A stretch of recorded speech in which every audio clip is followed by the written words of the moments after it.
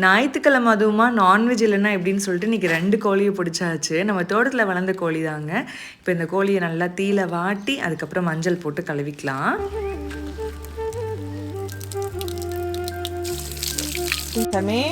போட்டு போறாங்கக்கா.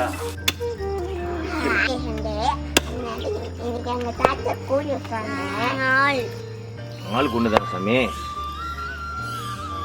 கழுவுன கோழியை உங்களுக்கு எந்த சைஸில் வேணுமோ அந்த சைஸில் நீங்கள் வெட்டி எடுத்துக்கோங்க. நாங்கள் மோஸ்ட்லி தண்ணி குழம்பு அப்புறம் வந்து பள்ளிப்பாளையம் சிக்கன் தான் பண்ணுவோம். இன்றைக்கி உங்களுக்கு நான் பள்ளிப்பாளையம் சிக்கன் எப்படி பண்ணுறது நான் செஞ்சு காட்டுறேன். இப்போ 2 குழிக்கரண்டி எண்ணெய், கொஞ்சம் சீரகம், சோம்பு, அது கூட நிறைய வந்து வரமிளகாய் சேர்த்துக்கோங்க, கொஞ்சம் கருவேப்பிலை சேர்த்துக்கோங்க, அப்புறம் நிறைய சின்ன வெங்காயம் சேர்த்து நல்லா வதக்கி விட்டுருங்க.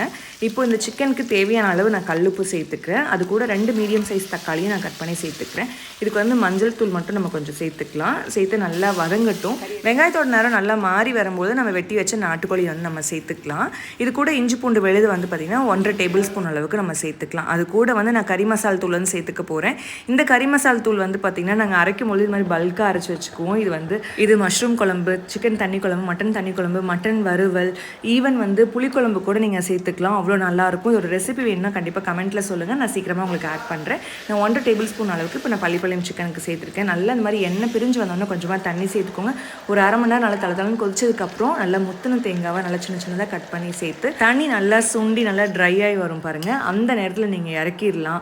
இதில் வந்து அந்த வரமிளகாவோட காரம், அந்த கருவேப்பிலோட வாசம் ரொம்ப ரொம்ப நல்லாயிருக்குங்க. கடைசியாக மண்டை மேலே கொத்தமல்லி கீரையை கொஞ்சம் தூவிடுங்க. இதில் இருக்கக்கூடிய தேங்காயெலாம் வந்து அல்டிமேட்டான ஒரு டேஸ்ட்டில் இருக்கும்.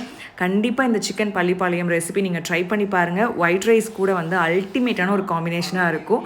இன்றைக்கி வந்து பார்த்திங்கன்னா நான் சிக்கனில் கொஞ்சம் தண்ணி குழம்பு வச்சேன், கொஞ்சம் பள்ளிப்பாளையம் சிக்கன் பண்ணேன். உங்களுக்கு தண்ணி குழம்போட ரெசிபி நான் சீக்கிரமாக ஷேர் பண்ணுறேன். நீங்களும் உங்கள் வீட்டில் ட்ரை பண்ணி பார்த்துட்டு எப்படி வந்ததுன்னு சொல்லிட்டு கமெண்ட்டில் சொல்லுங்கள். எங்களோட சண்டே நாங்கள் நினச்சதை விட ரொம்ப சூப்பராக போச்சு. டாடா பாய்.